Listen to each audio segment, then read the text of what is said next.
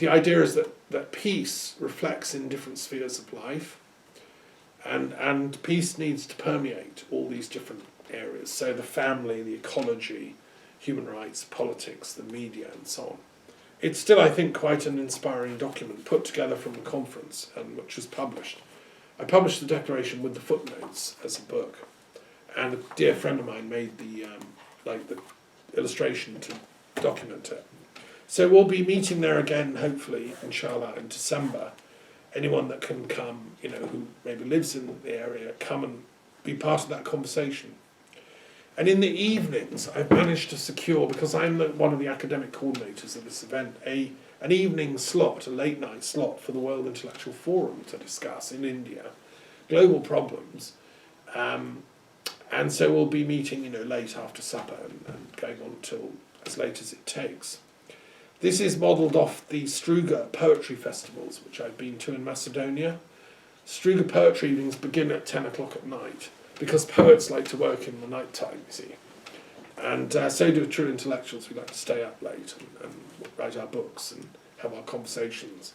So we'll be doing that in Delhi.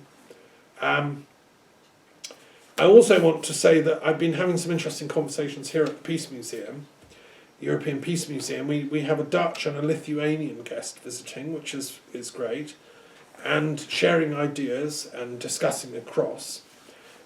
Because we're all part of one bigger culture, whether you're Dutch or Belgian or Lithuanian, and my Dutch friend has just done a study of, say, Latvian culture. So every culture in Europe seems to me to have its own genius, its own beauty, and to me the symbol is the flag with the stars. So each nation is like a star.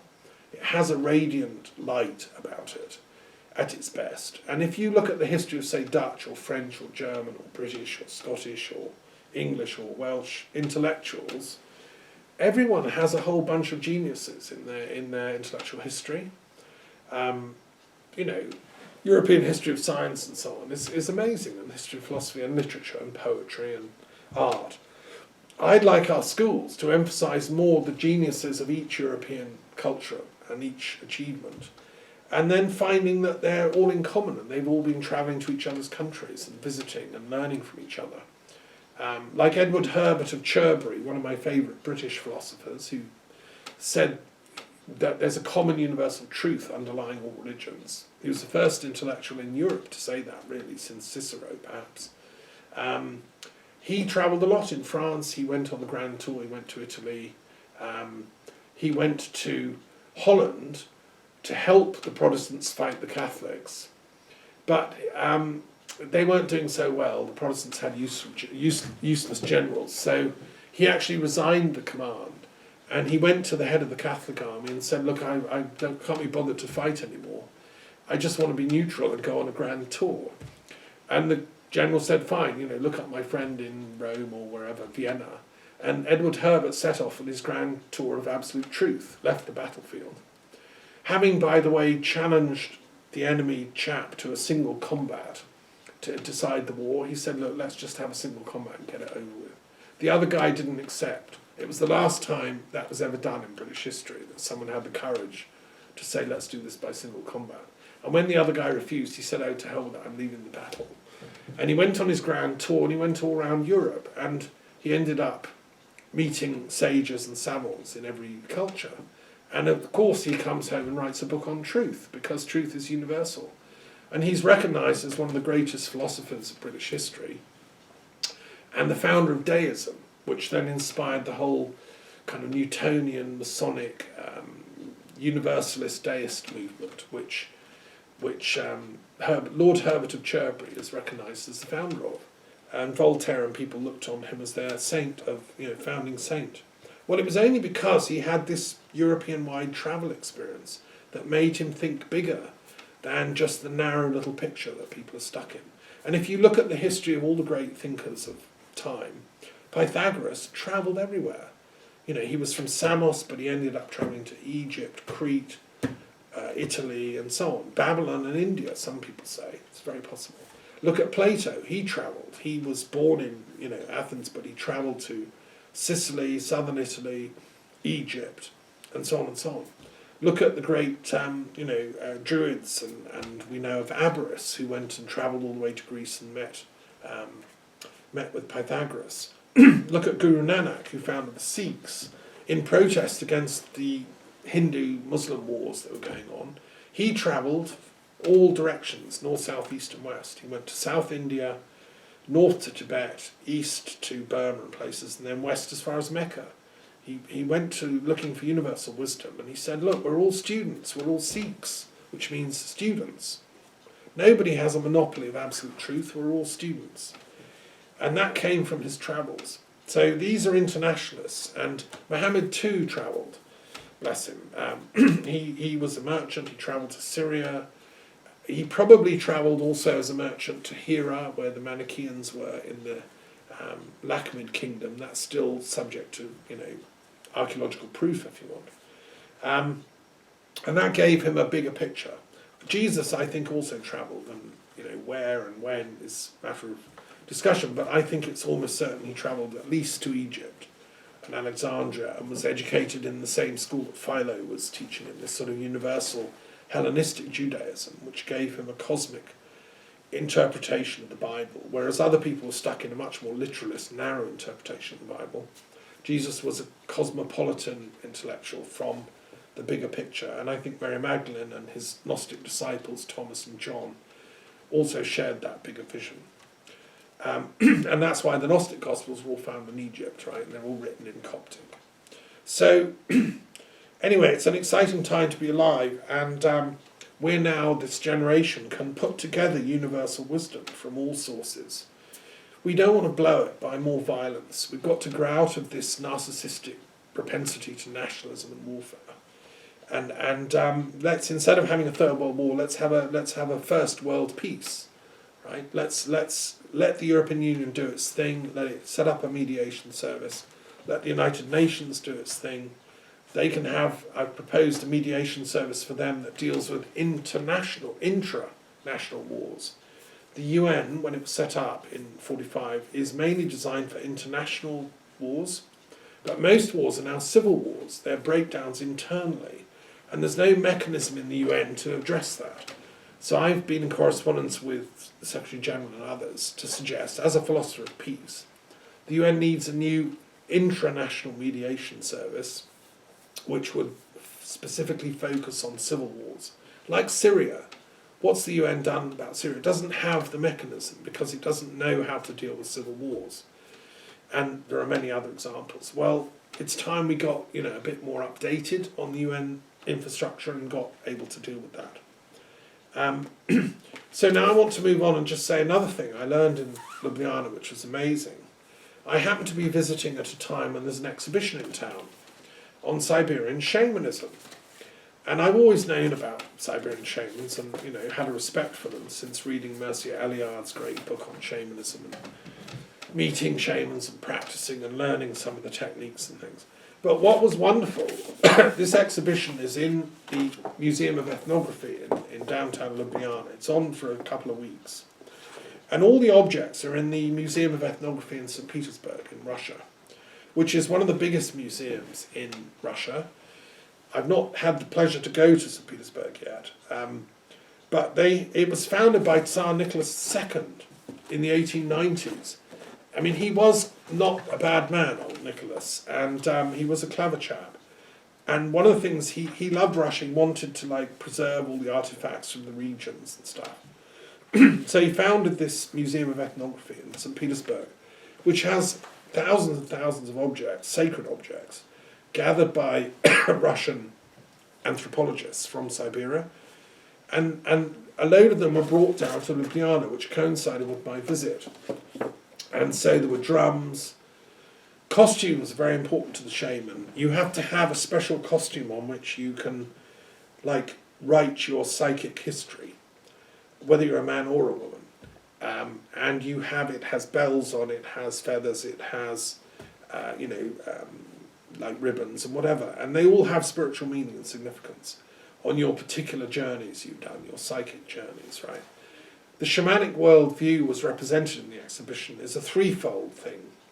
There's this world, the middle world, which is the forests, the trees, the mountains, the animals, us. Yeah. And then there's the upper world, which is the world of spirits, and we would say angels maybe as well, and gods and goddesses. And that world is very high up, and it can be approached. The entrance is the North Star. The portal to that world is the North Star. So if you're a shaman and you go out of body journey, you aim for the North Star and then go beyond. And then you reach this upper world. And then in addition to that, there's the lower worlds, which are places of like more Chthonic, dark sort of nature-based spirits, and you meet the kind of animal helpers, and not necessarily dark. It's not like hell in the Christian cosmology. It's just more challenging, slightly more primitive type of consciousnesses that are evolving, and they're all evolving. This tripartite world structure is, it's not like, you know, one is better than the other. They all kind of evolve and revolve. It's interesting that most shamans in Siberia adopted either Buddhism or Christianity as their overprotector. So these shamans were doing their thing, out-of-body healing practices. And the one of the things they do is that if somebody comes with an illness or a psychological disorder, or what we would call schizophrenia or something like this, then the shaman will do a ritual healing for them, in which they will go off looking for the lost soul, because it's believed that people are depressed or suicidal or grief-stricken or unable to function because part of their soul is no longer with them. And it can be either in the upper worlds, it's gone home to the upper world where the soul starts from, or it's gone even down into the underworld. And the shaman will be able to tell from the energies of the patient, will be lying on sort of like a bed of leaves or leather, you know, couch or something in the forest. By doing the rituals, tuning in, you can tell where that soul's gone. And then you go off in search of it. You leave your body on a trance expedition to find that soul. And you bring it back. And you commune with it. And you say, look, do you want your body to die, or are you willing to come back in and carry on your karma? And normally, they'll be able to bring the soul back and revive the full personality functioning of that person, who can then become a member of the precious community, because people are precious in Siberia. And in Europe, in the ancient days, we were like Siberia. There weren't many of us. You know, it was hunting, gathering, and you can't have a huge tribe with that lifestyle before farming. So by going to the exhibition, I learned a lot about the origins of European shamanism as well, and Eurasian shamanism, if you want. So I strongly recommend, if you can get there, or if you can't, then go to St. Petersburg and see the original. By chance, I happened to watch a movie when I was in Slovenia about Rasputin, and it was about Nicholas II and the revolution, and I just want to mention this just out of interest, which is the movie, which is a very good, like a docudrama about Rasputin. You know, he seems to me to have been a kind of Christian shaman at the court of the last Tsar. And he broke all the rules. He drank, you know, he loved women. He was not, you know, a traditional saint, but he was a holy fool in the Russian tradition. A holy fool is someone that has got a divine mission to heal, to bring peace, and he was able to do that.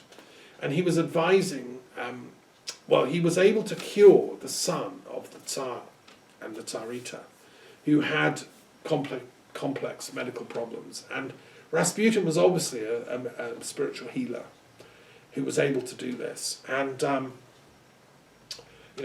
study how spiritual healing is done. It's complex, but he was able to do that. He thought it was the Virgin Mary was working through him. And it's interesting, today when I'm recording this is the anniversary of the Virgin Mary's birth through Joachim and Anna, and she herself was some kind of a mystic. We know that. Virgin Mary was an extraordinary woman.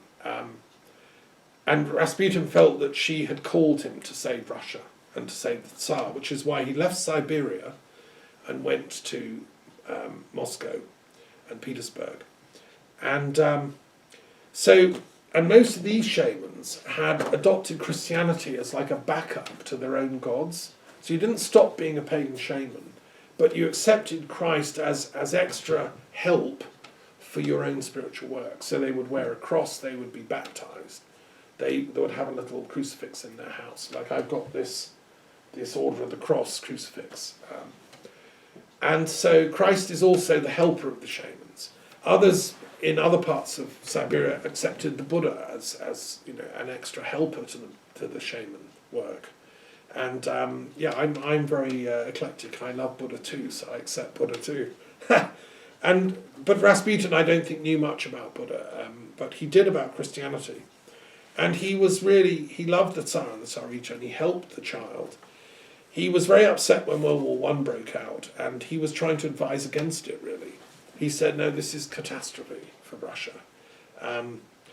And he was like something out of a character of Dostoevsky, really. And unfortunately, the nobles around the Tsar got jealous of his powers and resented the fact he was just a simple peasant. He was, just nobody in their eyes. And they plotted to kill him. And they worked out an assassination plot, which is a horrendous thing to do, really. The Tsarita really, by now, psychologically, really revered him as a holy man, right? And Rasputin realised, because he was psychic, that he would be dead very soon. He wrote her a farewell letter, and he said, look, dear Tsarita, by the time you read this, I will be dead. I will be dead within a couple of weeks. And if I've been killed by the peasants, because they were jealous too of his power in Russia, then everything will be fine for you and your family. But if I'm killed by the nobles, if your aristocratic friends have conspired to kill me off, I'm afraid I have bad news, which is your entire house is going to fall from power. There'll be a revolution and your family will all be dead, including you. And I see rivers of blood for Russia. So he wrote this kind of prophetic letter. And then within 2 weeks he'd been killed. The plot involved giving him cyanide cakes. That didn't work. He had 2 or 3 cyanide cakes that could have killed anyone. And then he drank cyanide in his Madeira. He loved drinking Madeira. That didn't work. So then they had to shoot him, and even that didn't work. He was still able to try and escape. And they had to shoot him again and again and again, until finally they threw him in the river, and then doctors discovered he was still alive when he went into the river, so he technically drowned, right? And during this murder, one of the chief assassins said, maybe we should stop, maybe he is actually a holy man. The penny dawned a bit late, right? And to me this is symbolic of the destruction of, we can't cope with the magical in our culture. We have to kill our sages. But anyway, the the tragedy is that he was destroyed like that. And then within the 2 years he prophesied, the entire Russian royal family was gunned down in a cellar in Ekaterinburg by an extremist Bolshevik who was a Marxist. I wouldn't give him the name, because Marx never advocated violence at that scale. Just ruthless revenge killing because they were nobles, and that, again, there's documentaries on the death of the Tsar and Tsarita and the entire family. But just as Rasputin was able to predict. So how does a holy man, like a Christian shaman like that, how are they plugged into different time zones? Well, you work it out, There's an energy beyond time and space, which is pure consciousness or spirit. That's what the shamans mean by beyond the North Star. When you can go beyond the North Star, for a Christian shaman, that's the heaven world of Christ. When you go there, our years just flash past like little fireflies in the night. And what we're concerned with is right and wrong, dharmic truth, dharmic history. What is right or wrong in an action? Killing Rasputin was a wrong action. No doubt he'd done some silly things, he'd slept with too many women, whatever, and he offended the morals of St. Petersburg high society. But in the cosmic scheme of things, that was how Russian shamans from Siberia, that's how they work. And so, so from the cosmic scheme of things, poor old Rasputin just knew what was coming, and he knew that it would then represent the death of that whole fragile society. And we're still only really recovering from that. I'm working on a film script, I hope, about the origins of World War One, in which it's revealed that the Tsar desperately tried to stop World War One breaking out with a personal message to the Kaiser. He actually, seems to be historically factual, based on some Scottish historians' research. He tried to stop World War One, but was blocked by his own foreign minister, Stoyanov, who was in the secret pay of British intelligence, because they were working to engineer World War One so they could defeat Germany. Now that's the narcissistic thinking of British imperialism that is facing its hubris moment. If it doesn't stop in time, and in Johnson hubristically tries to push through Brexit as, rule Britannia, I'm afraid that's its Rasputin moment. I'm doing a 2-year warning here, and I would go up to and include the royal family that if they're implicit in Brexit, if the Queen has secretly been pushing Brexit behind the scenes, her dynasty won't last beyond that. I'm sorry, because it's immoral and wrong and against Dharma. And if royal families break cosmic law in that way, then they don't last. Look what happened to the French lot. So I hope that they pull back from the brink and realise and listen in time. I also want to say that we're coming up to the anniversary of September the 11th in a few days' time. And as some of you may know, I've just published the first history of 9/11. Detailed historical study. It took me 2 years of in-depth research and 10 years of researching. And I can categorically say, as I've done in the book, that it wasn't done by these 19 al-Qaeda people with Osama bin Laden. It was done with a complicated backup plan involving internal demolition. And now there are judges, courts beginning to rumble in the US. Finally, they're going to sentence and try this thing. Why does justice take so long? This is what I, as a philosopher, cannot understand. There's a thing on the courts in Paris, on the Ile de la Seine, on the French Ministry of Justice, there's a plaque that says, tempus fugit, stat jus. So in Latin, time flies, but justice endures. Basically, however long it takes, we will find the truth and we will get justice. Because we humans, you see, justice comes from that place beyond the North Pole star. Justice is the heavenly divine energy of Dharma. It does come down to this earth. We are entitled to it. And that's why the great prophets and teachers and messiahs and Buddhas come here. And the shamans, We need more of it, not less. And we need more of it for the poor people that died on 9/11. And the poor people of Iraq, who were then invaded and killed by fanatical, neoconservative, God knows what they were, crazy people that had taken over Washington and pumping out lies through their control of the media. On behalf of the Siberian peasantry, I say enough is enough. Let's get the truth. So that's very important. And what I'm doing, and you can help, is set up an international historical commission of inquiry into 9/11. I'm just a historian, but I'm a historian saying that we're entitled to peek beyond the North Star and see the heaven world's version of history. When I was taught history at the University of London, it's mostly history of wars, history of battles, history of power, history of money, blah, blah, blah. And I came along and said, no, we need a transpersonal history of humanity, which brings in the psychological and spiritual factor. Like that stuff I just told you about Rasputin, that's not taught when you do your lectures on Russian history. Only a few historians work at that level. One of them was James Billington, who's a master of Russian history, who was Librarian of Congress for many years, great intellectual historian. He wrote The Icon and the Axe about Russian history. Genius. He's dead, sadly, but So we want an international historical commission for 9/11, and I want to work with historians of the stature of James Billington and others, who can help actually get to the truth. That's our mission. Otherwise, historians are letting the show down. That's why we invented history. That's why Herodotus wrote the first historical study, to find the truth out about the battles between the Greeks and the Persians.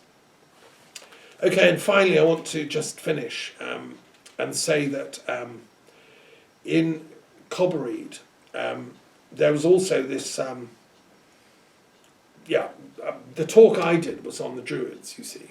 And because I'm a Druid, peace Druid, trying to revive the ancient wisdom of the Druids as mediators and peacemakers across Britain and now across Europe. We're having a European Council meeting for the Druid orders of Europe and Britain and Scotland, Wales and so on, gathering at in Austria, hosted by the Austrian Druid Order, just after the Lindau World Intellectual Forum meeting.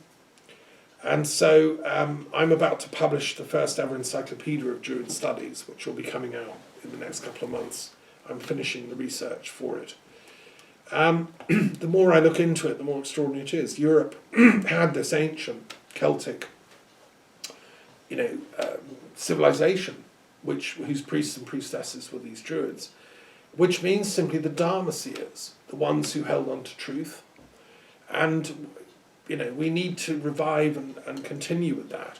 It doesn't matter which, to me, the prophetic wisdom stream is one, whether you call yourself a follower of Muhammad or Jesus or Buddha or Lao Tzu or Guru Nanak or whatever.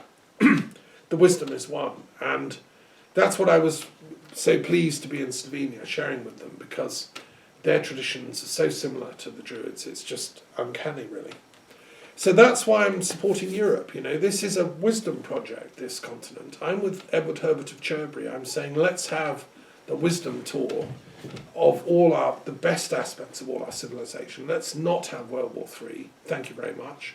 Let's have the First World Peace. Let's pioneer it and let the wisdom flourish again. Let the old Druid wisdom come out of the cupboard as it's doing in Slovenia. And let's not kill the Rasputin who's trying to save the Tsar's son, who's trying to just use his magic for healing. Let's encourage studies and science of spiritual healing and wisdom work, and recognise that, that these shamans knew a trick or two, okay? And I'm going to finish by just showing one last thing. I was gifted with a wand called the Bertin by these Slavonic shamans in Slovenia, who... This is from the revived teachings of Pavel Medvedchuk's work, and it has a 3-part triangular shape embedded in the wood. It's an oak wand, which I'll be using. I have also a Druid wand from Ireland that was given to me by an Irish Druid with the snake. This is bog oak. And then I have a wand here from Scotland, which was made at the Castle of the Muses, embedded with precious stones. What are wands for? Well, they're for focalising energy. So when you say an invocation, a prayer, a spell for manifestation, spells are simply manifestations of what should be. So if you want to invoke a future that is beneficial for people, to heal someone, to heal a nation, whatever, you speak the spell. But if you point the wand, it focuses that energy and it channels that divine force more. So I noticed that the Harry Potter books are being banned in some schools, apparently, because they're too realistic and kids can learn how to do spells from them. Well, sorry, the cat's out of the bag. It's a bit late to ban them because they've been read by a whole generation. So keep doing your spells for peace is all I can say. I'm just checking in here as a wandering philosopher and sending love and greetings to all fellow light workers out there, okay? And let's turn this whole ship around, stop Brexit, send Boris Johnson and Cummings to jail, and just get back on track with the wisdom work and first world peace. Okay.